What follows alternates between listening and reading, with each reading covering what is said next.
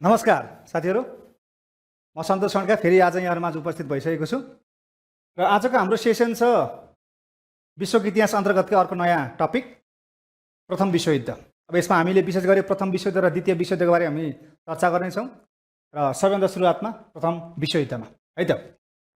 अब यो टपिकमा जानुभन्दा पहिला यहाँ हेर्नुहोस् त, मैले तपाईँहरूलाई दुईवटा इमेज देखाएको छु, एउटा कालो एउटा रातो, एउटा कालो उपत्यको एउटा रातो उपत्यको। यो किन चाहिँ यो दुईटा भन्ने कुरा गर्दाखेरि चाहिँ युद्ध, त्यो पनि विश्वयुद्ध एउटा कालो समयकाल हो नि त। लगभग विश्वको 1/3 जनसङ्ख्या प्रभावित भएको समय हो नि त। सबै कुरा धराशय भएको होइन त, एउटा कालो समय हो, कालो क्षण हो। त्यस कारणले मैले त्यसलाई चाहिँ प्रतिबिम्बित गर्नलाई चाहिँ यहाँ वर्ल्ड वार फर्स्टलाई एउटा जुन इमेज छ त्यसलाई मैले यहाँ यसै तपाईँहरू माझ राखेको। अरू त्यस्तो हामीले केही पनि अन्यथा लिनु हुँदैन है, त्यति मात्रै मैले तपाईँलाई बुझाउन खोजेको। त्यसै गरी यतापट्टि हेर्नुहोस् त, रातो अक्षरले मैले लेखेको छु नि, स्लाइड बनाएको छु नि। यो किन भन्दाखेरि चाहिँ युद्ध भनेको सधैँभरि के भन्छ, रगतको खोला बग्ने हो नि त। हेर्नुहोस् त, त्यत्रो 85 लाख मान्छेहरू मरेका थिए, 1,60,60,00,000 युद्धमा सहभागी भएका सेनाहरूको निधन भएको थियो। रगतको खोला भएको घटना हो नि त्यो। त्यसलाई मैले प्रतिबिम्बित हुने गरी चाहिँ यहाँ मैले तपाईँहरूलाई यहाँ रातो अक्षर लेखेको र त्यो कालो समय भनेर चाहिँ मैले त्यसलाई यहाँ तपाईँलाई बुझाउन खोजेको। यति मात्रै हो साथीहरू है। ल अब विषयवस्तु हामी प्रवेश गर्छौँ। सबैभन्दा सुरुवातमा यो प्रथम विश्वयुद्धलाई हामीले के भन्ने नामले चिन्छौँ त, द ग्लोबल वार। विश्वव्यापी रूपमा लडिएको एउटा यो युद्ध, अर्थात् विश्वव्यापी रूपमा प्रभाव पारेको युद्ध, द ग्लोबल वार है। प्रत्यक्ष वा अप्रत्यक्षमा सम्पूर्ण विश्व यसमा जोडिएको थियो। त्यसै गरी द ग्रेट वार, योभन्दा सायद विश्वमा अब ठुलो युद्ध हुँदैन भनेर यसलाई के भनेको थियो त भन्दाखेरि द ग्रेट वार भनेको थियो। अझ त्योभन्दा महत्त्वपूर्ण साथीहरू, the global war to end all war. यसलाई के भन्यो, the global war to end all war. किन भने त भन्दाखेरि चाहिँ यो प्रथम विश्वयुद्ध हुनुभन्दा अगाडि के हो त, धेरै ससाना युद्धहरू भएको थियो नि।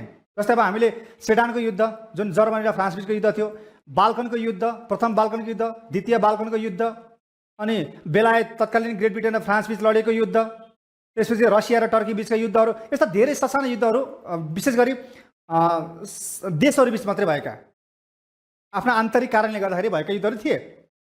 र के भन्यो भन्दाखेरि अब प्रथम विश्वयुद्धले जुन ती अगाडि भए साना युद्धहरू, ती सम्पूर्ण साना युद्धहरूलाई प्रतिस्थापन गर्दै यो युद्धले चाहिँ विश्वमा शान्ति दिन्छ, अर्थात् अब योभन्दा अगाडि कुनै पनि त्यस्ताहरू युद्ध हुने छैनन् भनेर चाहिँ यसलाई के भनेको थियो भन्दाखेरि the global war to end all war. ती अगाडि भएका जति पनि मनमुटाव, जति पनि युद्ध थिए त्यसलाई अन्त्य गर्ने युद्धको रूपमा केलाई लेखेको थियो त, प्रथम विश्वयुद्ध लेखेको थियो साथीहरू। तर के प्रथम विश्वयुद्धले शान्ति ल्याउन सक्यो त, सकेन नि। प्रथम विश्वयुद्धको परिणाम द्वितीय विश्वयुद्धको कारणबाट जन्मिए। जस्तै भर्सिलिसको सन्धि, त्यसलाई हामी डिटेलमा पढ्छौँ नै। त्यस गरी राष्ट्रसङ्घ, लिग अफ नेसनको फेलर, धराशयी अर्थतन्त्र होइन, विभिन्न फेरि पनि त्यसमा अब के भयो त, नयाँ नयाँ गुटहरूको जन्म, अधिनायकवादको सुरुवात भयो, अधिनायकवादले प्रश्रय पायो। त्यस कारणले गर्दा जुन प्रथम विश्वयुद्धको अब कुनै पनि ठुला युद्ध हुँदैनन् भन्ने प्रक्षेपण गरेको थियो, विश्लेषण गरेको थियो, त्यो फेल खायो नि त। हो, हामी यो दुईवटा सिरिजलाई पढ्छौँ। आजको यो सेसनमा हामी प्रथम विश्वयुद्धको बारेमा चर्चा गर्छौँ र द्वितीय विश्वयुद्धको बारेमा यसपछि पढ्छौँ। किन भन्दाखेरि यसका परिणाम नै द्वितीय विश्वयुद्धका कारण बन्न पुगेका छन् है। ल अब हामी सुरुवात गरौँ। अलिकति थोरै यसमा केही ब्याकग्राउन्डको कुराहरू। अब यसलाई ग्लोबल वार भनिएको छ। विश्वव्यापी रूपमा यसले प्रभाव पार्यो। विशेष त के भनिन्छ भन्दाखेरि विश्वको 1/3 जनसङ्ख्या योबाट प्रत्यक्ष रूपमा चाहिँ प्रभावित भएको थियो भनिन्छ है। अब यो युद्धमा सेनाहरू, युद्ध भन्ने बित्तिकै सेनाको कुरा आउँछ र यसमा यो युद्धमा सहभागी सेनाको सङ्ख्या चाहिँ 6,50,00,000 भनेर उल्लेख गरेको पाइन्छ। तथापि यो तथ्याङ्कमा एकरूपता भने हामीले पाउन सक्दैनौँ है।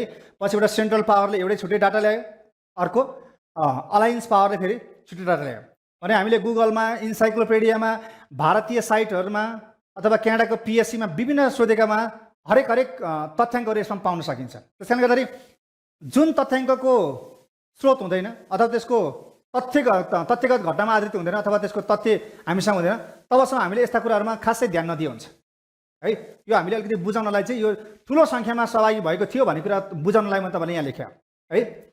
अब यसमा 6,50,00,000 सेनाको सहभागिता, जसमध्ये अब यो युद्धमा होमेको कारणले गर्दाखेरि अथवा यो युद्धमा परेर 1,60,00,000 भन्दा बढी सेनाहरूको चाहिँ निधन हुन पुग्यो भन्ने कुरालाई चाहिँ उल्लेख गरेको पाइन्छ। र सबैभन्दा बढी सेना सहभागी गर्ने मुलुक कुन हो भनेर हामीलाई प्रश्न आउँछन् भने यसको उत्तर के हुन्छ त? हाम्रो जर्मनी हुन्छ। ठिक छ। र यो युद्धमा परेर अब के भयो त? सर्वसाधारण पनि त आफ्नो ज्यान गुमाए र त्यसमा चाहिँ 85 लाख भनेर चाहिँ उल्लेख गरेको पाइन्छ। र अर्को एउटा मैले बीबीसीबाट लिएको स्रोतमा के भन्छ भन्दाखेरि साथीहरू, यो प्रथम विश्वयुद्धमा अनुमानित खर्च भने चाहिँ कति थियो भन्दाखेरि चाहिँ 33,60,00,000 अरब पाउन्ड खर्च भएको थियो भन्ने कुराले त्यहाँ उल्लेख गरेको पाइन्छ।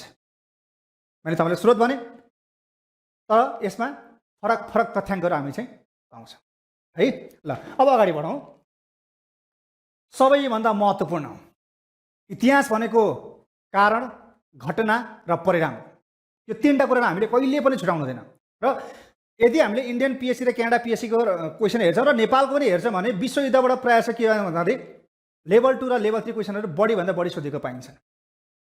यसका परिणाम जस्तै संयुक्त राष्ट्रसङ्घको कुराहरू सोधिएका छन्, परिणाम। यसका कारणको बारेमा दियामध्ये कुन ठिक कुन बेठिक भनेर सोधेका पाइन्छन्।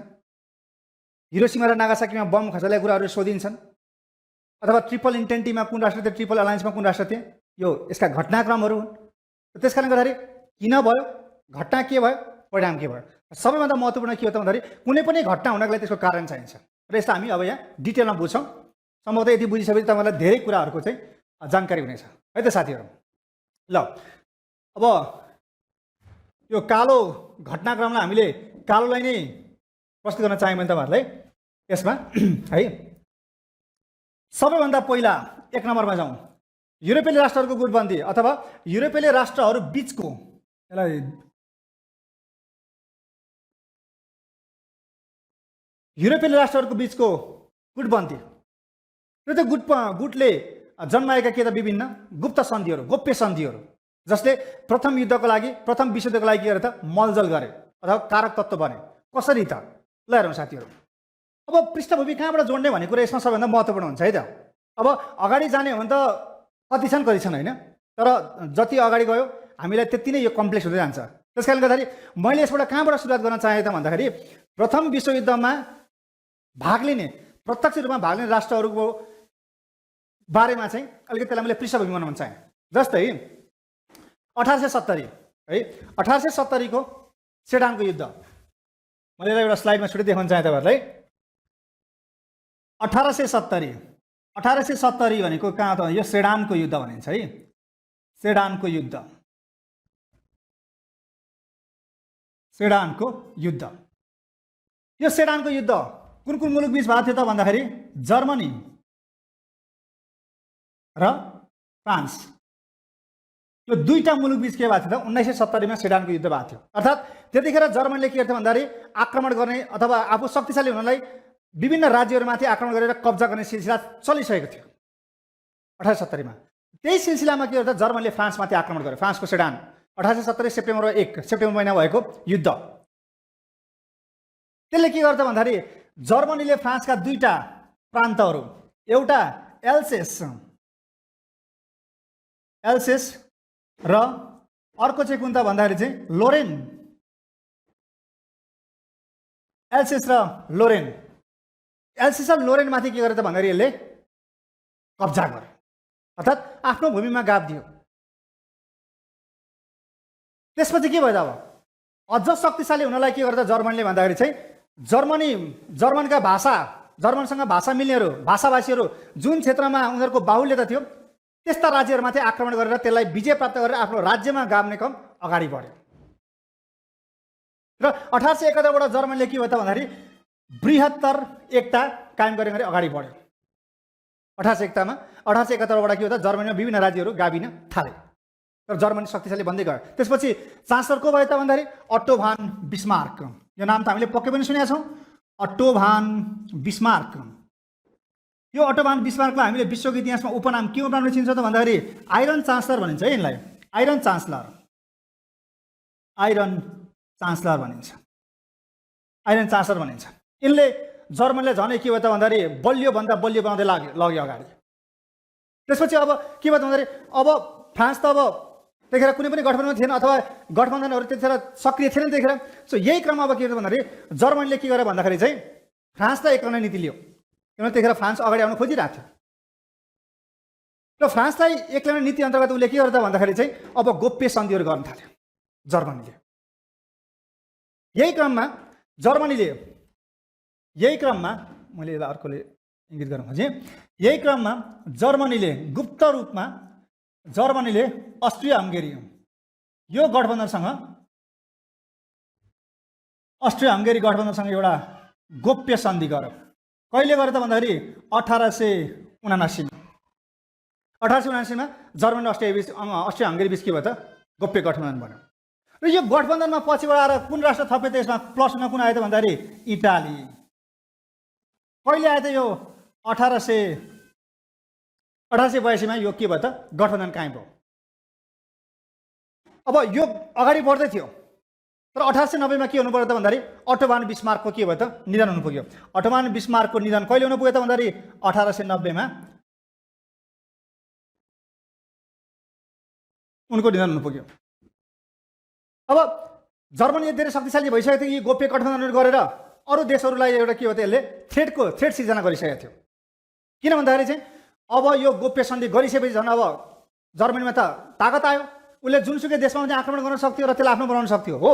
यसबाट बच्नको लागि अब के भयो त फ्रान्सले पनि अब के गर्छ भन्दाखेरि त्यस्तै गोप्य सन्धिहरूलाई प्राथमिकतामा राख्यो। यहाँ हेर्नुहोस् है, जर्मनी र अस्ट्रिया हङ्गेरी बिच 1879 मा हुन्छ र फेरि 1882 मा को मिसिन आउँछ त इटाली मिसिन आउँछ। क्लियर भयो। अब थ्रेट भयो नि त फ्रान्सलाई, अरू ठुल्ठुला युरोपियन राष्ट्रहरूमाथि आक्रमण गर्न सक्ने सम्भावना बढेर गयो। त्यसपछि फ्रान्सले अब के गर्नु भन्दाखेरि फ्रान्स र रुस बिच पनि अब के भयो त गठबन्धन भयो। कहिले भयो त 1894 मा के भयो त फ्रान्स र रुस बिच पनि अब के भयो त गठबन्धन हुन पुग्यो। र पछिबाट फेरि त्यसमा को आएर थपे त भन्दाखेरि इङ्ल्यान्ड बन्यो र यसरी गोप्य सन्धिहरू निर्माण हुन थाल्यो। अब गोप्य सन्धिहरू निर्माण हुन थालिसकेपछि के भयो त ससाना राष्ट्रहरू या भनौँ एकल रूपमा रहेका राष्ट्रहरूमा जतिखेर पनि आक्रमण गर्न सक्ने सम्भावना बढेर गयो नि त। आफ्नो अस्तित्वको रक्षाको लागि अब त्यस्ता मुलुकहरू कुनै न कुनै गठबन्धन बनाउन बाध्य भए। विभिन्न सतहमा देखाउने गरी भएन, तर गोप्य रूपमा बने गठबन्धनहरू हो। तत्कालीन समयमा भएका दुईटा महत्त्वपूर्ण गठबन्धन तपाईँले कहिले पनि नबिर्सिनु, एउटा ट्रिपल अलायन्स, अर्को हामीले के भन्छौँ ट्रिपल इन्टेन्टी साथीहरू, अर्थात् जर्मनी अस्ट्रिया हङ्गेरी र इटाली बिच भएको गठबन्धन हामीले के भन्छौँ त्रिगुट सन्धि राष्ट्र भन्छौँ, ट्रिपल अलायन्स। र त्यसको काउन्टरमा बनेको अर्को के भन्छ भन्दाखेरि ट्रिपल इन्टेन्टी, जस्तो हामीले के भन्छौँ त त्रिपक्षीय मैत्री सन्धि राष्ट्रहरूको गठबन्धन भन्छौँ। त्यसकारणले गर्दाखेरि यो युरोपियन राष्ट्रहरूको बिचको भएको गुप्त सन्धिको कारणले गर्दाखेरि के भयो त भन्दाखेरि निरीह साना मुलुकहरूमाथि अब के भयो त आफ्नो सार्वभौम सत्ता रक्षाको लागि चाहिँ उनीहरू के भयो त उनीहरूको सार्वभौम सत्ता खतरामा पुग्यो। आफ्नो स्वाधीनतामाथि उनीहरूको अब के भयो त आँचाउने देखियो। त्यसकारणले गर्दाखेरि उनीहरू पनि कुनै न कुनैको गठबन्धनको तिर लाग्न के हो त बाध्य भयो। तर यतिखेर केही राष्ट्र जस्तै स्पेन भयो, आइसल्यान्ड भयो, नर्वे भयो, स्विडेन भयो, यिनीहरू तर के त तटस्थ बसेका थिए। तर पछिबाट गएर के भयो त उनीहरूलाई जबरजस्ती युद्धमा होमिन बाध्य बनाइयो साथीहरू। यसरी अब के भयो त भन्दाखेरि चाहिँ राष्ट्रहरू बिचको गुटबन्दी भयो। त्यो गुटबन्दीमा अब आफूलाई जोगाउन नसक्ने अवस्था देख्यो एउटा कुनै सिङ्गल राष्ट्रले। त्यसले गर्दा उनीहरू पनि के भयो त गोप्य रूपमा सन्धि गरेर एकअर्कामा के भयो त सहमत हुन थाले। अर्थात् एकअर्कालाई पर्दाखेरि अर्कोले सहयोग गर्ने, आक्रमण गरेमा प्रत्याक्रमण गर्ने, कस्तो त सामूहिक डिफेन्स छ। अब यहाँ के भन्छ त्रिगुट सन्धिमा यदि जर्मनी अस्ट्रिया हङ्गेरी इटालीमाथि आक्रमण हुन्छ भने त्यसको सामूहिक डिफेन्स गर्ने, जर्मनीमा गरे पनि सबै आउने, त्यसमा सहयोगको भावना त्यसरी प्रेरित गरायो। त्यसपछि अब के भयो त भन्दाखेरि चाहिँ यो गुटबन्दीले के निम्ति आयो त भन्दाखेरि अब दोस्रो कारणमा चाहिँ हामी सैन्यवादको विस्तार र शस्त्र अस्त्रमा के थियो त होडबाजी। कसरी भयो त सैन्यवादको विस्तार भन्दाखेरि ल हेर्नुहोस्, त्रिगुट सन्धिमा जर्मनी अस्ट्रिया हङ्गेरी इटाली एकतिर छन्, उनीहरूसँग अब के छन् सेना बढी छन्। अथवा भनौँ त्रिपक्षीय मैत्री सन्धि राष्ट्रमा फ्रान्स, रुस र इङ्ल्यान्ड छन्, उनीहरू पनि अब के भयो त शक्तिशाली भयो। तर यहाँ के भयो त भन्दाखेरि को भन्दा को शक्तिशाली हुने त त्यो प्रतिस्पर्धा चल्यो नि त, त्यस्तो खालको प्रतिस्पर्धा चल्यो नि त साथीहरू। अनि त्यो चलिसकेपछि अब के भयो त भन्दाखेरि सैन्य शक्ति विस्तार गर्नु परेन। भोलि त्रिगुट सन्धि राष्ट्रका सदस्यहरूले आक्रमण गर्यो भने त्यसलाई प्रतिरोध गर्नलाई त्यसबाट प्रतिरक्षा गर्नको लागि ठुलो सैन्य शक्ति निर्माण गर्नु परेन हो। अब के हुन थाल्यो त भन्दाखेरि चाहिँ विभिन्न देशहरूले के गरे त भन्दाखेरि आफ्नो सैन्य शक्तिलाई बढावा दिन थाले, विस्तार गर्न थाले। सङ्ख्या बढाउन थाल्यो। त्यति मात्र हो र सेना मात्र बढाएर भएर ती सेनाहरूलाई के पनि गर्न थाल्यो त भन्दाखेरि चाहिँ अब शस्त्र अस्त्रले युक्त बनाउन थाल्यो।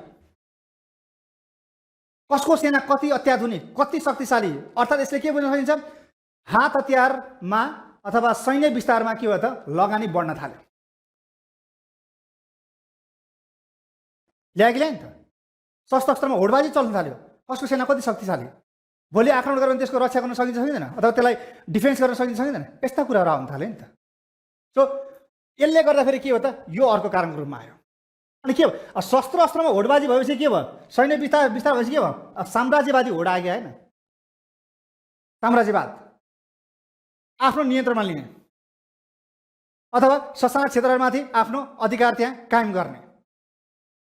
किनभने म शक्तिशाली छु भने त मैले छेउमा भएको जुनसुकै राष्ट्रमाथि आक्रमण गर्न सक्छु नि, त्यसमा मेरो आफ्नो साम्राज्यवादी नीति फैलाउन सक्छु नि, अथवा बिस्तारै त्यसमा के गर्न सक्छु, मैले उपनिवेशवाद लान सक्छु नि, र त्यसको प्राकृतिक स्रोत साधनमा कब्जा गरेर मैले त्यसमाथि राज गर्न सक्छु नि त। भएको भयो नि त। सैन्य शक्तिमा विस्तार भइसकेपछि अथवा शस्त्र अस्त्रमा शक्तिशाली भएपछि के भयो त, मैले जे पनि गर्न पाएँ। यो भावना विकसित गयो साथीहरू। र हेर्नुहोस् त, यसले यो भयो। अब यसले फेरि के भयो त, यहाँ साम्राज्यवादी जगलाई चाहिँ थप मजबुत बनाउन साथ दियो। त्यही भएर विभिन्न शक्तिशाली राष्ट्रहरूबिच अब के हो त, साम्राज्यवादी होड र सोचको भावनाले के भयो त, त्यहाँ त्यसलाई साम्राज्यवादी भावनाले के गर्यो, त्यसलाई अझ मजबुत बनायो र बिस्तारै त्यहाँ छिर्ने र त्यसमा अब के हो त, उपनिवेश कायम गर्ने र त्यहाँका स्रोत साधनमाथि कब्जा गर्ने र त्यसलाई चाहिँ आफ्नो हित अनुकूल प्रयोग गर्ने प्रवृत्ति आयो। यो पनि त्यसको कारण बन्न पुग्यो। तो यो भयो, यो भयो, यो भयो, कारण प्रथम विषय कारणहरू। त्यसपछि अर्को के भन्दाखेरि बेलायत र जर्मनी बिचको दूरी बढ्नु, यो पनि एकदमै महत्त्वपूर्ण हो। ट्रिपल अलायन्समा जर्मनी छ, ट्रिपल इन्टेन्डीमा के छ त भन्दाखेरि इङ्ल्यान्ड छ। योभन्दा अगाडि उनीहरूको व्यापारिक सम्बन्ध राम्रै थियो, तर बिस्तारै बिच दूरी बढ्यो। किन बढ्यो त भन्दाखेरि पहिलो कुरो यी गुप्त सन्धिले के गर्यो त, त्यसमा प्रत्यक्ष भूमिका खेल्यो। र दोस्रो कुरो के भन्दाखेरि जर्मनीबाट प्रकाशित हुने समाचार पत्र अथवा लेख पत्रिकामा के छ भन्दाखेरि बेलायत विरोधी कुराहरू लेखियो अथवा बेलायत विरोधी भावनालाई त्यहाँ के गर्यो त, प्रवर्तन गरियो। र बेलायतबाट प्रस्तुत हुने पत्र पत्रिका अथवा लेखमा छापाखानामा के गर्यो त भन्दा छापाहरूमा जर्मन विरोधी भावनाहरूले के थियो त, त्यहाँ ठाउँ पाउन थाले। यसले गर्दा के भयो त, पक्कै पनि दूरी त बढ्ने भयो साथीहरू, बढेको बढ्यो नि त। हेर्नुहोस् है, मैले त्यसलाई अर्को पनि लेखेको छु। यसलाई कसरी दूरी बढ्यो भन्दाखेरि चाहिँ ल, झुटा समाचार सम्प्रेषण, झुटा समाचारहरूको के भयो त, अब सम्प्रेषण हुन थाल्यो।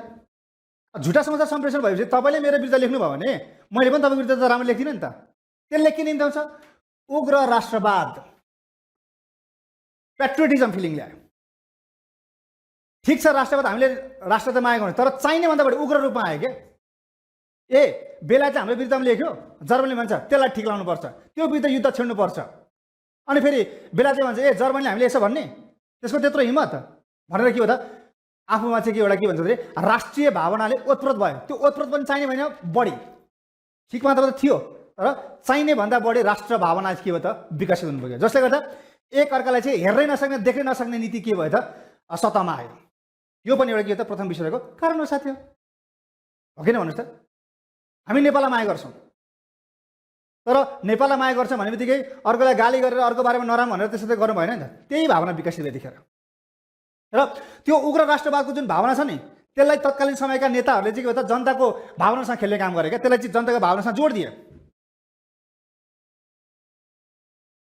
उग्र राष्ट्रवाद, त्यसरी आयो। अनि अब अर्को के भयो त भन्दाखेरि युद्ध रोक्ने प्रभावकारी संस्थाको अभाव पक्कै पनि हो। त्यतिखेर थियो त, हामीसँग लिग अफ नेसन थियो त, राष्ट्रसङ्घ थियो त, संयुक्त राष्ट्रसङ्घ थियो त, थिएन नि। हामीसँग सिर्फ त्यतिखेर के थियो भन्दाखेरि चाहिँ विभिन्न गुट उपगुटमा राज्यहरू के हो त, विभाजन भएको थियो। उनीहरू बिचको विपक्षी खेमाहरू बिचमा सम्बन्धलाई सौहार्दपूर्ण बनाउने कुनै पनि संस्था थिएनन्। त्यो राज्यहरू बिच अथवा विपक्षी खेमाहरू रहेको जुन कोल्ड वार थियो, शीत युद्ध थियो, त्यसलाई कम गर्नलाई कुनै पनि शक्ति थिएनन्, कुनै पनि संस्था थिएनन्। परिणाम के भयो, झन् त्यो मात्रा चाहिँ दरारपन चाहिँ बढ्दै बढ्दै गएर राष्ट्रहरू एकप्रति, एउटा राष्ट्रप्रति अर्को राष्ट्र के हुनु त, अनुदार हुन थाल्यो। मैले अघि नै भनिसकेँ, यसले प्रश्रय पायो। त्यसपछि के भयो त, यो पनि प्रथम युद्धको कारण बन्न पुग्यो पक्कै पनि है। त्यसपछि बाल्कन प्राविको समस्या, अब म तपाईँलाई यसमा डिटेलमा बुझाउन चाहन्छु। है। यो बाल्कन प्रायद्वीपको समस्या, अब यसबाट सम्भावित प्रश्नहरू कसरी सोधिन सक्छौँ यो तपाईँलाई म सबै बुझाउन चाहन्छु यसमा। त्यसै गरी अर्को बोस्निया हर्जेगोभिनाको विद्रोह अथवा विद्रोही प्रवृत्ति, विद्रोही स्वभाव, यो पनि प्रथम विश्वको कारण बन्न पुग्यो। यसलाई पनि म तपाईँलाई डिटेलमा बुझाउँछु। मैले त्यहाँ चित्र बनाएको छु उतापट्टि। र अर्को भन्छ स्ट्रेट्स अफ डार्डिनल्स, यो टर्की र रसिया बिचको एउटा व्यापारिक क्षेत्र जसमा रसिया र टर्की बिच लामो समय 1870-1878 मा रसो टर्की सुवारमा पनि यसको लागि ठुलो विवाद भएको थियो अथवा यसको लागि युद्ध भएको थियो। यो पनि के गरेछ भन्दाखेरि प्रथम विश्वको कारण बन्न पुग्यो। यसलाई पनि म तपाईँलाई डिटेलमा बुझाउने नै छु है। हाम्रो स्ट्रेट्स अफ डार्डिनल्स भनेर चाहिँ इन्डियाको पिएससीको आइएसको एक्जाममा सोध्या प्रश्न, यसलाई पनि तपाईँहरूमा क्लियर कट बुझाउँछु है। सबैभन्दा सुरुवातमा हामीले के बुझ्यौँ भन्दाखेरि बाल्कन प्रायद्वीपको समस्या कसरी प्रथम विश्वको कारण बन्न पुग्यो त साथीहरू। अब हेरौँ, यसलाई चाहिँ हामीले डिटेलमा बुझौँ है। किनभने प्रथम बाल्कन युद्ध कहिले भएको थियो, प्रथम विश्वको आधार युद्धको रूपमा कुनलाई चिनिन्छ, बाल्कन लिगमा पर्ने देशहरू कुन कुन हुन्, यो प्रश्नहरू सोधिसकेका प्रश्न हुन्। त्यसकारण गर्दा बाल्कन लिग अथवा बाल्कन क्षेत्रलाई हामीले बुझौँ र यो प्रथम विश्वको कारण कसरी बनेछ त्यसलाई पनि म स्पष्ट बनाउँछु। ल जाउँ अब है त साथीहरू। ल क्वेसन यसरी पनि आउन सक्छ, प्रथम विश्वको आधार युद्धको रूपमा कुन युद्धलाई चिनिन्छ भन्दाखेरि चाहिँ हामीले केलाई चिन्छ भन्दाखेरि बाल्कन प्रायद्वीपको 1912-1913 को बाल्कन प्रायद्वीपको युद्धलाई हामीले के भन्छौँ त प्रथम विश्वको आधार युद्ध। यही नै प्रथम विश्वको तत्कालीन आधार युद्धको रूपमा यसरी काम गरेको थियो। हाउ कसरी त्यो बाल्कन प्रायद्वीपको युद्धलाई बुझ्न हामीले सुरुमा के बुझ्नु पर्यो त बाल्कन लिग। त्योभन्दा अझ हामीले के बुझ्नु पर्यो भन्दाखेरि चाहिँ बाल्कन क्षेत्र, बाल्कन रिजन, यसको बारेमा बुझ्नु पर्यो हामीले, बाल्कन क्षेत्रको बारेमा। So what is Balkan region, Balkan क्षेत्र भने के हो पहिलो हामीले यहाँ बुझौँ। यो चित्रमा देख्नुहुन्छ तपाईँहरूले, यो जुन निलोले सेडिङ गरेको रिजन छ यो के हो त बाल्कन क्षेत्र हो। र देशका रूपमा म तपाईँलाई यहाँ देखाउने कोसिस गरेको छु। अझ त्यसलाई थप बुझ्न मैले तपाईँलाई यो पनि चित्र प्रस्तुत गरेको छु। अब म तपाईँलाई एक्सप्लेनेसन सुरुवात गर्छु है। बाल्कन क्षेत्र, बाल्कन क्षेत्र वरिपरि के छ भने त यो सागर हो, यो सागर हो, यो सागर हो, यो सागर हो। अर्थात् तीनतिरबाट पानीले घेरेको भूगोल हामीले के भन्छौँ प्रायद्वीप, पेनिन्सुला। भनेपछि बाल्कन भन्ने बित्तिकै हामीले के बुझ्नु पर्यो, बाल्कन क्षेत्र भनेपछि यो प्रायद्वीप क्षेत्र हो, पेनिन्सुला हो, जसलाई तीनतिरबाट कतिवटा सागरले, 4वटा सागरले घेरेका छन्। ती के हुन् त एउटा ब्ल्याक सी, अर्को के छ त यहाँ आइजन सी, अर्को के छ यहाँ आयोनियन सी र अर्को के छ त एड्रियाटिक सी। 4वटा सागरले घेरेको एउटा प्रायद्वीप क्षेत्र हो, जुन कहाँ पर्छ त भन्दाखेरि चाहिँ मध्यपूर्वी युरोपियन क्षेत्रमा पर्छ। अब what actually is Balkan region, Balkan क्षेत्र भनेको के हो त भन्दाखेरि बाल्कन क्षेत्र भनेको मध्यपूर्वी युरोपको एउटा प्रायद्वीप क्षेत्र हो जसले चाहिँ 4वटा सागरले घेरेका छन् र भूराजनीतिक दृष्टिकोणले र सामरिक दृष्टिकोणले यसको महत्त्व एकदमै उच्च थियो, ठुलो थियो, महत्त्वपूर्ण थियो। कहिले प्रथम विश्व दौरान यो बाल्कन क्षेत्रको परिभाषा हो। र अर्को तपाईँले महत्त्वपूर्ण कुरा के बुझौँ भन्दाखेरि धेरै वर्ष अगाडिदेखि पहिला यो बाल्कन क्षेत्रमा कसको साम्राज्यवाद चल्थ्यो भन्दाखेरि अटोमान एम्पायर। अटोमान एम्पायर भनेको अहिलेको हाम्रो टर्की, त्यो टर्की क्षेत्रबाट तत्कालीन समयको अटोमान एम्पायर भनेको खलिफा, त्यहाँ खलिफाले शासन गर्थे। र त्यो पेनिन्सुला, बाल्कन जुन पेनिन्सुला छ, प्रायद्वीप क्षेत्र छ, त्यसमाथि धेरै वर्ष अगाडिदेखि कसको शासन थियो त त्यहाँ अटोमान एम्पायर है। त्यसलाई मैले यहाँ पनि देखाउन चाहेँ, यताबाट यहाँ टर्की छ, टर्की अहिलेको यो धेरै ठुलो क्षेत्र छ। अहिले मैले यहाँ चित्रमा तपाईँले प्रस्तुत गरिनँ। र त्योभन्दा माथि हाम्रो के छ अस्ट्रिया हङ्गेरीको के थियो त गठबन्धन थियो, अर्को छुट्टै। अस्ट्रिया हङ्गेरी मात्र पनि धेरै राज्यहरू थिए, अहिले म तपाईँलाई नाम भन्छु। र अटोमान एम्पायर अन्तर्गत पनि के हो त त्यसको अन्डरमा चाहिँ धेरै राज्यहरू थिए। खलिफा, तपाईँले म अलिकति थोरै पृष्ठभूमि लैजाउँ। 1920 मा भारतमा खिलाफत आन्दोलन भयो। किन खिलाफत आन्दोलन भयो भन्दाखेरि चाहिँ प्रथम विश्वयुद्धमा केन्द्रीय शक्तिबाट लडेका राज्यहरू कुन छ जर्मनी, अटोमान एम्पायर, अस्ट्रिया हङ्गेरी र बुल्गेरिया होइन त हो। त्यो अटोमान एम्पायर भनेको खलिफा, मुस्लिम शासक चाहिँ खलिफा भन्थ्यो। प्रथम विश्वयुद्धपछि ती खलिफालाई टर्कीको शासन व्यवस्थाबाट हटाइयो, अर्थात् टर्कीबाट खलिफा आउट भयो। तर प्रथम विश्वयुद्धमा त्यो हटाइसकेपछि भारतमा 1920 मा के भयो त त्यो खलिफालाई जसलाई अटोमान एम्पायरबाट हटाइयो उनलाई पुनः त्यही अटोमान एम्पायरको प्रमुख बनाऊ भनेर इन्डियामा खलिफा आन्दोलन भयो। सरी, खलिफा भने चाहिँ खिलाफत आन्दोलन भयो। मुसलमानहरूले, भारतीय मुसलमानहरूले अटोमान एम्पायर जो खलिफा थिए उनीहरूका प्रमुख व्यक्ति, मुस्लिम धर्मका प्रमुख व्यक्ति खलिफालाई पुनः अटोमान एम्पायर बनाउनु पर्यो भनेर माग गरेथे। खिलाफत आन्दोलनमा, तर उनी शासनबाट हटिसकेका थिए। हो, तिनै खलिफा अथवा अटोमन एम्पायरको अन्डरमा को थियो भन्दाखेरि चाहिँ यो बाल्कन क्षेत्र थियो। र त्यसमा प्रमुख राष्ट्रहरू के थिए त यहाँ हेर्नुहोस्, बुल्गेरिया, म अर्को उसले मसिले तपाईँलाई बुझाउन चाहेँ यसमा चाहिँ बुल्गेरिया, अर्को कुन चाहिँ यहाँ सर्बिया, अर्को कुन चाहिँ यहाँ बोस्निया एन्ड हर्जेगोभिना, अनि के छ त्यहाँ मोन्टेनेग्रो, अर्को कुन छ यहाँ अल्बानिया, अर्को कुन छ यहाँ नर्थ म्यासेडोनिया, अर्को कुन छ यहाँ ग्रिस छ। यी देशहरूलाई हामीले के भन्छौँ भन्दाखेरि चाहिँ बाल्कन क्षेत्रमा रहेका राष्ट्रहरू यी हुन् जो एकदमै ससाना थिए, तर उनीहरू एकअर्कामा मिल्दैन थिए। तर कसको साम्राज्यवादी सोचमा अथवा कसको मातहतमा थिए, कसको नियन्त्रणमा थिए भन्दाखेरि चाहिँ अटोमन एम्पायरको अन्डरमा थिए, उनको शासन चल्थ्यो थियो, उनीहरू स्वतन्त्र थिएनन्। त्यही भएर अब के भयो त भन्दाखेरि अब यहाँ बाल्कन लिगको कुरा आउँछ। यो बाल्कन क्षेत्र यो भनेको तपाईँले मैले देशगतमा यहाँ देखाएको हो है। र यसलाई बाल्कन किन भनेको भन्दाखेरि चाहिँ यो बाल्कन जुन एउटा माउन्टेन रेन्ज थियो यसको माथिबाट यसैको नामबाट यसलाई बाल्कन रिजन राखिएको, बाल्कन क्षेत्र भनेर है।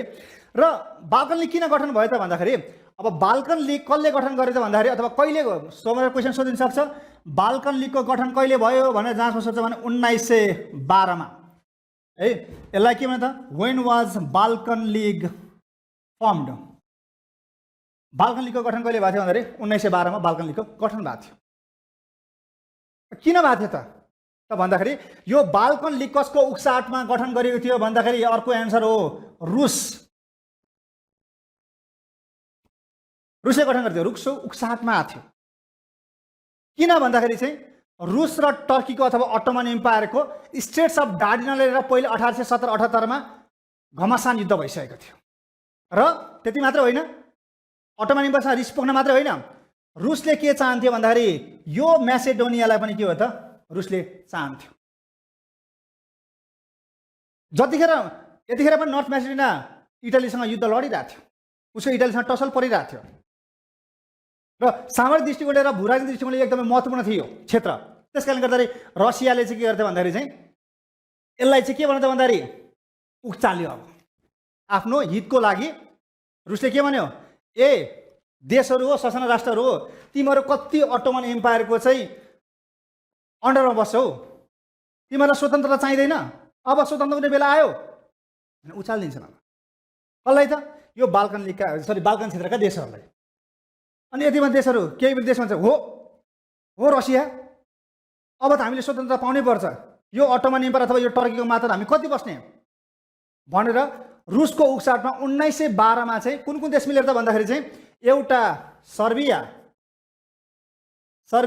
एउटा, दोस्रो कुन त भन्दाखेरि बल्गेरिया, अब यसलाई बल्गेरिया के भनिन्छ नामले खासै फरक नपर्ला बुझ्ने हो। अर्को छ यहाँ ग्रिस र अर्को यहाँ कुन छ त भन्दाखेरि चाहिँ सर्बिया, बुल्गेरिया, ग्रिस र अर्को सर्बिया यहाँ भयो, बुल्गेरिया, ग्रिस र अर्को कुन थियो भन्दाखेरि यसमा सर्बिया थियो, बुल्गेरिया थियो, अर्को सानो यहाँ चाहिँ मोन्टेनेग्रो, यहाँ एमओएनटी मात्रै लेखिया रहेछ, त्यही भएर मैले यसलाई देखिनँ कि सर्बिया, मोन्टेनेग्रो, बुल्गेरिया, ग्रिस भएर 1912 मा रुसको उक्साहटमा आएर के गठन गरे, बाल्कन लिग गठन गरे। किन त भन्दाखेरि चाहिँ रसियाले के भन्थ्यो, स्वतन्त्रता ल्याऊ, किन बस्छौ सधैँ यसको अन्डरमा भनेर। त्यही भएर 1912 मा चाहिँ सर्बिया, मोन्टेनेग्रो, ग्रिस र बुल्गेरियाले मिलेर एउटा बाल्कन लिग भन्ने सङ्गठन बनायो। के समझदारीमा हामी हाम्रो स्वतन्त्रताको विरुद्ध कोसँग लड्छौँ त भन्दाखेरि यतापट्टि यहाँ अटोमन एम्पायरसँग लडिदिने। अब हान्दिने हो त्यहाँ, हामी स्वतन्त्र मात्र हुने होइन, त्यहाँबाट केही क्षेत्रफल प्राप्त गर्ने र त्यो प्राप्त गरेको क्षेत्रफल के हो त बराबर बाँड्ने भन्ने उद्देश्यले रुसको उक्साहटमा गठन गरेको सङ्गठनको नाम के हो त भन्दाखेरि बाल्कन लिग। मैले तपाईँलाई क्वेसन सोध्न सक्छ, बाल्कन क्षेत्रमा पर्ने देश अहिले बृहत कुरा बोल्दा बाल्कन लिग भनेको फेरि त्यसमा के हो त त्यहाँभित्रका फेरि के त केही देशहरू मिलेर बनेको सङ्गठनलाई के भन्छ बाल्कन लिग भन्यो। मैले अहिले पनि भने रुसको उक्साहटमा, किन भन्दाखेरि रुसले के चाहन्थ्यो, यो म्यासेडोनिया चाहन्थ्यो। यो म्यासेडोनिया पहिले युद्ध कोसँग थियो, इटालीसँग पहिले युद्धमा थियो नि त यो। किनभने यो क्षेत्र त अब हेर्नु त सबैतिर यहाँ छ, सबैतिर सागरले ढाकेको छ। यदि भोलिको दिनमा कुनै युद्ध हुँदाखेरि त त्यहाँबाट सेना पनि पठाउन सक्यो, ल्याउन पनि सक्यो, त्यहाँबाट छिर्न पनि सक्यो, अथवा त्यहाँबाट पछाडि धपाउन पनि सक्यो। रसियाको गिद्धे दृष्टि यहाँ थियो, त्यस कारणले गर्दा उनीहरूले के भयो त म तिमीहरूसँग छु है भने जस्तो गरी यिनीहरूले के भयो त आक्रमण गरेर लगाइदियो र 1912 के गरे त बाल्कन लिगको 7,50,000 सेनाले कहाँ आक्रमण गरे त भन्दाखेरि चाहिँ अटोमान एम्पायर अर्थात् यो तलको क्षेत्र यहाँ छ यो मुनिको क्षेत्र जुन यहाँ टर्की लेखेको छ त्यतिखेरको अटोमान यो ठुलो छ मैले यहाँ चित्र मात्रै यति तपाईँलाई देखाउन सकेँ है तपाईँले स्पष्ट यो इन्टरनेटतिर पनि हेर्न सक्नुहुन्छ र 1912 मा अटोमान एम्पायरमाथि आक्रमण हुन्छ 7,50,000 सेनाले आक्रमण गर्छन् परिणाम के हुन्छ त भन्दाखेरि परिणामको रूपमा यी मुलुकहरू के हुन्छन् भन्दाखेरि स्वतन्त्र हुन्छन् साथीहरू स्वतन्त्र मात्र हुँदैनन् अटोमान एम्पायरका केही क्षेत्रहरू के हुन्छ त आफूले लिन्छन् र ती लिएका क्षेत्रलाई बराबर बाँडिदिन्छन् त्यति मात्र होइन बराबर बाँडेको क्षेत्रफल मध्येबाट केही क्षेत्र जस्तै यतापट्टिको यो सबै टर्कीको यो अटोमान एम्पायर हो यतापट्टिको यहाँबाट पाएको यतापट्टिको क्षेत्रलाई चाहिँ उनीहरूले जुन नयाँ क्षेत्रफल प्राप्त गरेका थिए त्यहाँ चाहिँ उनीहरूले के गर्छन् भन्दाखेरि सबैको सहमतिमा छुट्टै नयाँ देशको घोषणा गर्छन् त्यो देशको नाम के हो त भन्दाखेरि म छुट्टै साइडमा लेख्न चाहे यसमा त्यो देशको नाम के हो त भन्दाखेरि अल्बानिया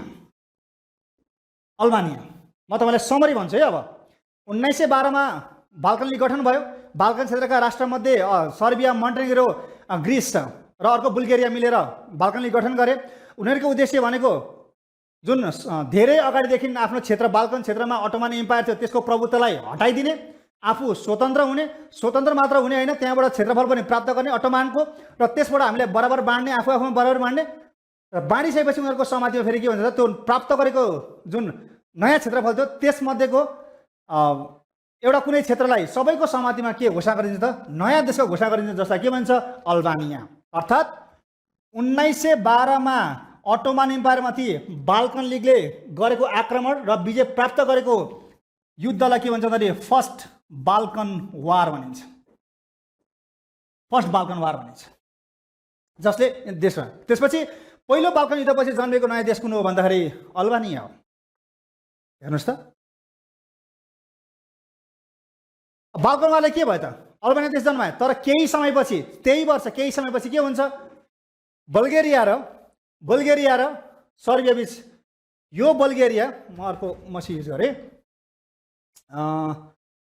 कुन युज गरौँ भन्दाखेरि डार्क ब्लू गर्छु है त यो बुल्गेरिया हेर्नुहोस् यो बुल्गेरिया र यो सर्बिया बीच अब के हुन्छ त भन्दाखेरि फेरि अब के भन्छ मनमुटाव सुरुवात हुन्छ पहिला चाहिँ ठुला थिएन यिनीहरू क्षेत्रफल प्राप्त गरे तर क्षेत्रफल विस्तारमा चाहिँ गम्भीर असन्तुष्टि कसले जन्मायो त भन्दाखेरि चाहिँ बुल्गेरियाले भनौँ ए सर्बिया तिमीले त हामीलाई ठगेछौ हामीलाई त बर्बादै बनायो तिमीले राम्रो क्षेत्र लियौ हामीलाई यस्तो के दिएको पछिबाट मनमुटाव हुन थाल्यो कसको बाल्कन लिगमा भएका देशहरूको बाल्कन लिगमा पछिबाट एउटा देश थपिसकेछ है अल्बानिया जुन जन्मायो त्यसलाई पनि उनीहरूले के हो त बाल्कन लिगमा समाहित गराएका थिए र बुल्गेरिया र अब सर्बिया बीचको मनमुटाव सुरुवात भयो क्षेत्रफलको विस्तारको अथवा बाँडफाँडको कुरा लिएर त्यसपछि के हुन्छ त भन्दाखेरि बुल्गेरियालाई अब कसले उक्साउन थाल्छ साथीहरू यो बुल्गेरियालाई उक्साउन अब को आइपुग्छ भन्दाखेरि बुल्गेरियालाई अब उक्साउन आउने राष्ट्र कुन चाहिँ हो त भन्दाखेरि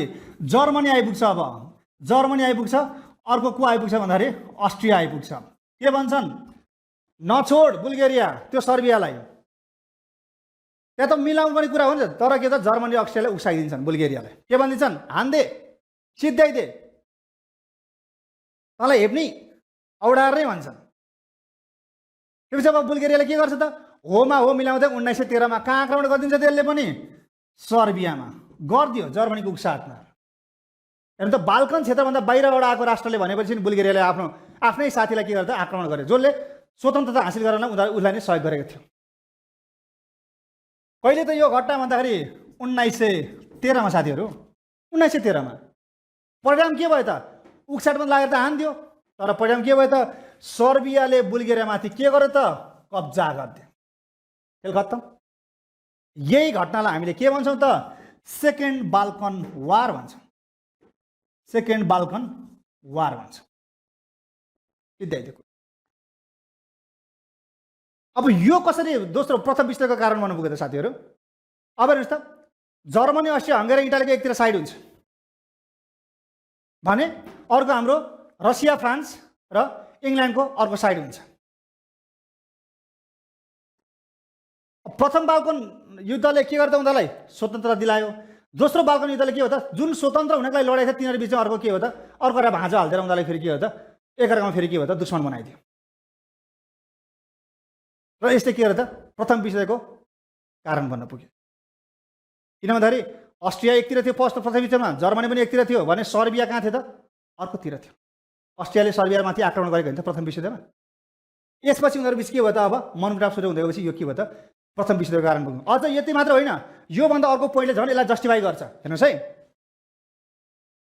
ल हेर्नुहोस्, यहाँको मान्छेले आएर यहाँको अस्ट्रियाले आएर यहाँलाई हाई त हान भनेर यसले हान्थ्यो, बुल्गेरियाले हान्थ्यो।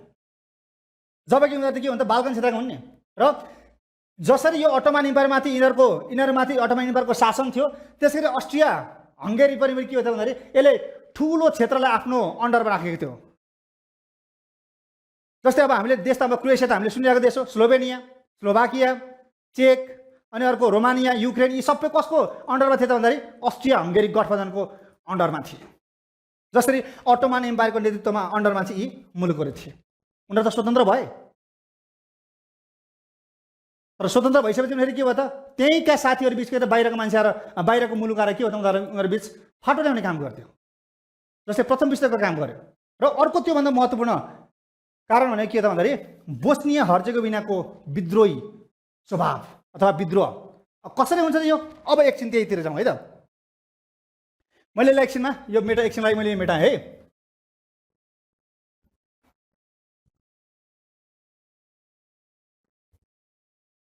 हेर्नुहोस् है, बोस्निया हर्जेगोभिनाको जुन विद्रोही स्वभावले कसरी यसमा घाउमा नुनचुक थप्ने काम गर्यो अथवा प्रथम विश्वको कारण कसरी बन्यो त। अब हेर्नु यहाँ, हेर्नुहोस् है, अब यहाँ एउटा देश छ बोस्निया हर्जेगोभिना, यहाँ छ। र यहाँ के छ त भन्दाखेरि योसँग टाँसेको के छ भन्दाखेरि सर्बिया छ। मैले तपाईँलाई सुरुमै भनिसकेँ, यो जुन टापु छ बोस्निया हर्जेगोभिना, जुन यो पेनिन्सुला छ, यो पहिले कसको के अरे साम्राज्यवादको अन्डरमा हुन्छ त भन्दाखेरि चाहिँ अटोमान एम्पायर, अहिलेको टर्की। सुरुमा यसमै थियो, किनभने यो सम्पूर्ण क्षेत्रमाथि कसको शासन थियो त भन्दाखेरि पहिला, अथवा कसको प्रभुत्व थियो त भन्दाखेरि यहाँ अटोमान एम्पायरको थियो। त्यसपछि अब यहाँ के हुन्छ त भन्दाखेरि चाहिँ बोस्निया हर्जेगोभिना जुन यहाँ छ, त्यो अब कहाँ जान चाहन्छ भन्दाखेरि सर्बियासँग के हुन चाहन्छ त, समाहित हुन चाहन्छ। तर हुन्छ के त भन्दाखेरि जुन यो बोस्निया हर्जेगोभिना अटोमान एम्पायरको मातहतमा छ, 1908 को बर्लिन सम्मेलनले, जर्मनी भएको बर्लिन सम्मेलनले के गर्छ भन्दाखेरि यो बोस्निया हर्जेगोभिनालाई चाहिँ कहाँ पठाउँछ त भन्दाखेरि चाहिँ कसको मातहतमा पठाउँछ भन्दाखेरि अस्ट्रो हङ्गेरीको मातहतमा पठाउँछ अथवा अस्ट्रियाको मातहतमा पठाइदिन्छ। कहिले 1908 को बर्लिन सम्मेलन पश्चात। पहिला यो अटोमान एम्पायर अन्तर्गत नै थियो, तर 1908 को बर्लिन सम्मेलनले कहाँ पठायो त, अस्ट्रिया हङ्गेरीको मातहतमा पठाइदियो। कसलाई टेन्सन भयो त अथवा कसलाई टाउको दुख्यो त भन्दाखेरि यी बोस्नियन जनताहरूलाई टेन्सन भयो नि त। उनीहरू कहाँ जान चाहन्थे अरे, सर्बियासँग मिक्सअप हुन चाहन्थे। सर्बिया उनीहरूले आफूले के भन्थे, हामी त सर्बियन हौँ भन्थे। किन भन्दाखेरि चाहिँ सर्बियनहरूसँग उनीहरूको भाषा, संस्कृति, वेशभूषा, रीति तिथि, प्रथा परम्परा सबै मिल्थ्यो। तर बर्लिन सम्मेलनले के भन्यो, यहाँको नागरिकहरूलाई के हो त, यहाँको माथामा लगिदिएपछि रिस उठ्दैन त, उठ्छ नि त। भोलिको दिनमा हामी गएर इन्डोनेसियाको उपनिवेश हुन भनेर अथवा उनीहरूको साम्राज्यवादमा बस्न हामी सक्छौँ, सक्दैन नि। भोलि इन्डिया र इन्डोनेसिया रोज भन्दा हामी इन्डिया नै रोज्छौँ नि, किनभने इन्डियासँग त हाम्रो भाषा संस्कृति मिल्छ नि त। कुरा त्यही हो नि त, यहाँ भएको भयो नि त। हेर्नुहोस् न, त्यस कारणले गर्दाखेरि के हो त, बोस्नियन र हर्जेगोभिनाका त्यहाँ जनताहरू के हो त अब आक्रोशित भए। कोसँग, जर्मनी बर्लिन सम्मेलन त्यो गरेर अर्को कोसँग त अस्ट्रियासँग। ल हेर्नुहोस्, यहीँबाट अब विवाद सुरुवात हुन्छ। अनि के भयो, यो हामीलाई स्वीकार्य छैन भनेर के गर्छन् त, बोस्निया र हर्जेगोभिनाका जनताले यसको लागि विद्रोह गर्नको लागि छुट्टै सङ्गठनको निर्माण गर्छन्। मैले छुट्टै साइडमा लेखेँ, त्यो सङ्गठनको नाम के हुन्छ त भन्दाखेरि the black hand society. The black hand सोसाइटीको के हुन्छ त यहाँ निर्माण हुन्छ। अब यो ब्ल्याक ह्यान्ड भने हामीले सबै सुनेका छौँ, तर यसको प्रादुर्भाव सुरुवात कसरी भयो अब म त्यसमा जान्छु। साथीहरू, बोस्निया र हर्जेगोभिना जुन यहाँ जनता थिए, मैले स्लाइड फेरि यता हटाएँ भने यो आफै उडेर जान्छ, त्यही भएर मैले एक्सप्लेन गर्छु अनि देखाउँछु है। ब्ल्याक ह्यान्ड सोसाइटी कसले गठन गर्यो त भन्दाखेरि चाहिँ बोस्निया र हर्जेगोभिनाका युवाहरूले। के को लागि, हामीलाई अस्ट्रो हङ्गेरीमा जानु छैन, हामीलाई कहाँ जानु छ, सर्बियन हुनु छ। किन, हामीसँग सबै कुरा कहाँसँग मिल्छ त? सर्बियनसँग मिल्छ। हामी आफै सर्बियन भनेर हामीले आफूले उनीहरूले घोषणा गरेका थियौँ। त्यस कारणले गर्दाखेरि त्यो कुराको लागि अथवा यो जुन बर्लिन सम्मेलन उनीहरूलाई अस्ट्रिया हङ्गेरीको माध्यममा पठाउनु भयो त्यसको विरोध गर्नको लागि उनीहरूले के गरे त भन्दाखेरि एउटा भूमिगत सङ्गठन बनाए युवाहरूले, बोस्नियन हर्जगोभिनाका युवाहरूले बनाए। त्यो सङ्गठन नाम के त भन्दाखेरि द ब्ल्याक ह्यान्ड सोसाइटी। र यो सङ्गठन निर्माण गर्न सबैभन्दा ठुलो भूमिका के हो त, कसको थियो भन्दाखेरि सर्बियाको थियो। किन? सर्बियाले, उनीहरू सर्बियामा जान चाहन्थे होइन। ल सर्बिया हामीले हेल्प गरेपछि ल सर्बियाले के गर्यो, बनाऊ सङ्गठन, लड अस्ट्रिया हङ्गेरी विरुद्ध, लड जर्मनी विरुद्ध भनेर बनाइदियो। सर्बियाको प्रत्यक्ष सहयोगमा बोस्नियन हर्जगोभिनाका जनताहरू जो आफूलाई सर्बियन भन्थे उनीहरूले बनाएको विद्रोही सङ्गठनको नाम के हो त भन्दाखेरि द ब्ल्याक ह्यान्ड सोसाइटी हो। यो विद्रोह अगाडि बढ्दै थियो। अब यो ब्ल्याक ह्यान्ड सोसाइटीका एकजना सदस्य ग्याब्रिएल प्रिन्सेपले आर्चड्युक फ्रान्स फर्डिनान्डको हत्या गर्छन् भन्छौँ नि हामी, हो यही यसले गर्दा के भयो त, तत्कालीन कारणको जन्म गरायो। अर्थात् बोस्निया हर्जगोभिनाका जनताहरूले विद्रोह गर्नलाई अथवा उनीहरूको विद्रोही स्वभावले गर्दाखेरि उनीहरूले हामी सर्बियन हुन पाउनुपर्छ भनेर चाहिँ विद्रोह गर्नको लागि एउटा छुट्टै भूमिका सङ्गठन बनाएको थियो जसलाई द ब्ल्याक ह्यान्ड सोसाइटी भन्यो। र यसको कसको प्रत्यक्ष सहयोगमा बनाएको थियो? सर्बियाको सहयोगमा बनाएको थियो। त्यस कारणले गर्दा के भयो त भन्दाखेरि यही नै अब तत्कालीन प्रथम विश्वयुद्धको कारण बन्न पुग्यो। कसरी त भन्दाखेरि जब विद्रोह भइरहेको थियो सोही समयमा जब यहाँका जनताले विद्रोह गरिरहेको थियो अथवा ब्ल्याक ह्यान्डले विरोध गरिरहेको थियो अस्ट्रिया विरुद्ध, सोही समयमा के भन्दाखेरि अस्ट्रियाका भावी राजा को हुन् त भन्दाखेरि आर्चड्युक फ्रान्ज फर्डिनान्ड, अस्ट्रियाका भावी राजा, हायर टु द थ्रोन, अस्ट्रियाका भावी राजा भनेको असासिनेटेड, मारिए। कोसँग? उनकी पत्नी सोफी चोटेक, सोफी यिनको अर्को के थर भनेर चोटेक, सोफी चोटेक, दुईजनाहरू मारिए। कहाँ मारिए त भन्दाखेरि चाहिँ बोस्नियाको murder attempt on their life failed, पहिला आक्रमण गर्दा उनीहरू मरेको थिएन। कहाँ मरे त? उनीहरू घुम्न कहाँ गएको थियो भन्दाखेरि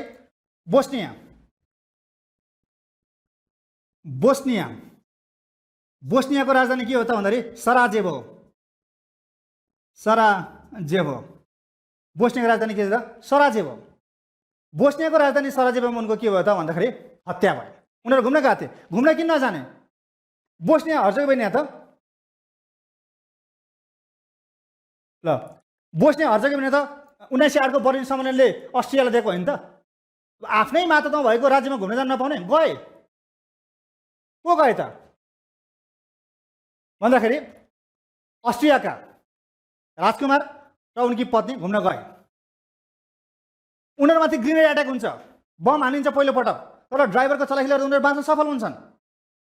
तर उनीहरू त्यो जुन ग्रेनेड एट्याकमा धेरै मान्छेहरूको हताहती हुन्छ, मर्छन्। र तिनीहरूको निरीक्षण गर्न जानेकोमा फेरि पनि अर्को के भन्छ भन्दाखेरि अब यहाँ आउँछ के नाम भन्दाखेरि चाहिँ म अर्को स्लाइडमा लेख्न चाहेँ यहाँ द ब्ल्याक ह्यान्ड सोसाइटीका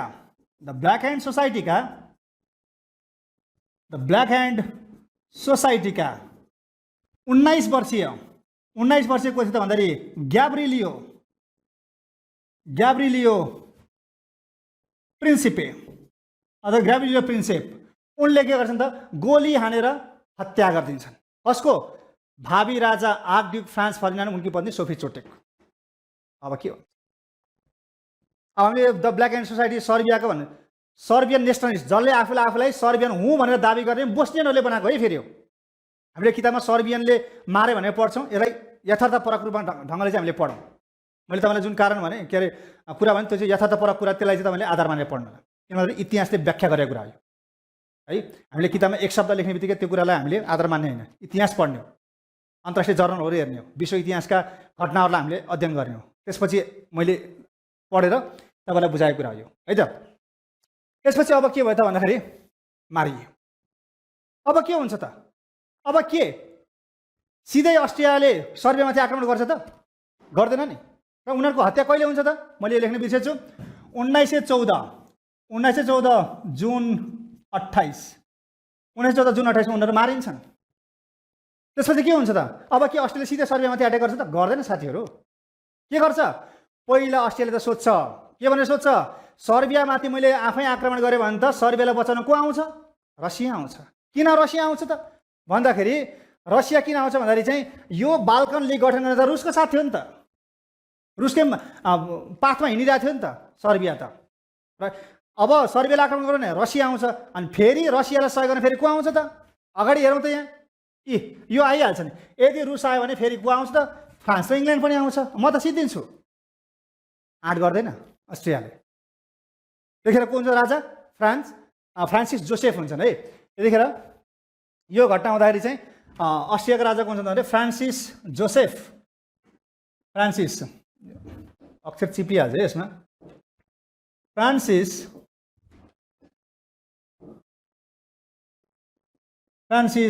जोसेफ। उनले तुरुन्त आक्रमण गरिहाल्दैनन्। त्यो कुरा थाहा भइसकेपछि जब सर्बियालाई हान्यो त्यसपछि रसिया आउँछ, रसिया साथै फेरि फ्रान्स इङ्ल्यान्ड आउँछ। किन भन्दाखेरि पहिला सन्धि भइसकेको छ, एकअर्कालाई पर्दा मर्दा सहयोग गर्ने भनेर। त्यस कारण गर्दा उसले के गर्छ? अस्ट्रिया, हङ्गेरी, जर्मनी र इङ्ल्यान्ड के अरे इटाली बिच पनि पहिला सन्धि भइसकेको हुन्छ। तिनीहरू बिच के भनेर त्यहाँ पनि साथ दिन्छु भनेको छ। त्यस कारणले गर्दा त्यहाँ एट्याक गर्नुभन्दा पहिला अस्ट्रियाका राजा फ्रान्सिस जोसेफले कोसँग साथ खोज्छन् त भन्दाखेरि जर्मनीका शासक, जर्मनीका यतिखेर शासक को हुन्छन् त? यतिखेर जर्मनीका शासक को हुन्छन् त भन्दाखेरि केइजर विल्हेम को हुन्छन् त? द्वितीय हुन्छन् साथीहरू। केइजर विल्हेम द्वितीय हुन्छन्। र केइजर विल्हेम द्वितीयले के भन्छन्? मेरो पूर्ण साथ रहन्छ, अगाडिबाट। अब के गर्छन् त्यसपछि? हत्या भएको भोलिपल्ट फ्रान्सिस जोसेफले के गर्छन् भन्दाखेरि 12 बुँदे चेतावनी पत्र, 12 बुँदे चेतावनी पत्र कहाँ पठाउँछन् त भन्दाखेरि 12 बुँदे चेतावनी पत्र कहाँ पठाउँछ भन्दाखेरि चाहिँ यो कहाँ पठाइन्छ? यो सर्बिया पठाइन्छ। कति घन्टे अल्टिमेटम राखेर? 24 घन्टाको अल्टिमेटम राखेर। त्यसको मुख्य माग के हुन्छ? यो हत्याको सत्य तथ्य निष्पक्ष छानबिन गर सर्बिया, र द ब्ल्याक ह्यान्ड सोसाइटीलाई तत्कालै त्यसलाई के गर त भन्दाखेरि चाहिँ नियन्त्रणमा ल्याऊ, अथवा त्योमाथि दमन गर। र तिमीले दमन जुन गर्छौ त्यसको प्रत्यक्ष निरीक्षण चाहिँ हामीले गर्न पाउनुपर्छ भनेर 12 बुँदे चेतावनी पत्र 24 घन्टाभित्र त्यसको छलफल गरेर त्यसको उत्तर दिनलाई के भयो त? अस्ट्रियाका राजाले सर्बियालाई पत्र पठाउँछ। सर्बियाले के जवाब पठाउँछ? सबै सक्छौँ, 11 बुँदा पनि सक्छौँ, 12औं बुँदा पनि सक्छौँ, केमा सक्छौँ? ब्ल्याक ह्यान्ड सोसाइटीले पनि हामी दमन गर्छौँ, तर त्यसको प्रत्यक्ष अनुगमन अथवा त्यसको प्रत्यक्ष निरीक्षण गरेर चाहिँ अस्ट्रिया सरकार तपाईँलाई दिँदैनौँ भन्दै। अब अस्ट्रियाका राजाले के गर्छन् त? आफूलाई जर्मनीका राजाले साथ दिन घोषणा गरिसके। परिणाम के हुन्छ त? 1914 जुलाई 28 मा के हुन्छ त भन्दाखेरि चाहिँ अस्ट्रियाद्वारा सर्बियाको राजधानी बेलग्रेडमा के हुन्छ त? आक्रमण हुन्छ। अर्थात् प्रथम विश्वयुद्धको के हुन्छ त? प्रारम्भ है। यसरी चाहिँ यी के हुन्छ भन्दाखेरि चाहिँ प्रथम विश्वयुद्धका के हुन्छ कारण यी बन्न साथीहरू। त्यही कुरा हो नि, प्रत्येकको मिनिङ छ, त्यतिकै आएको छैन। र त्यसपछि अब हामी अर्कोमा जान्छौँ।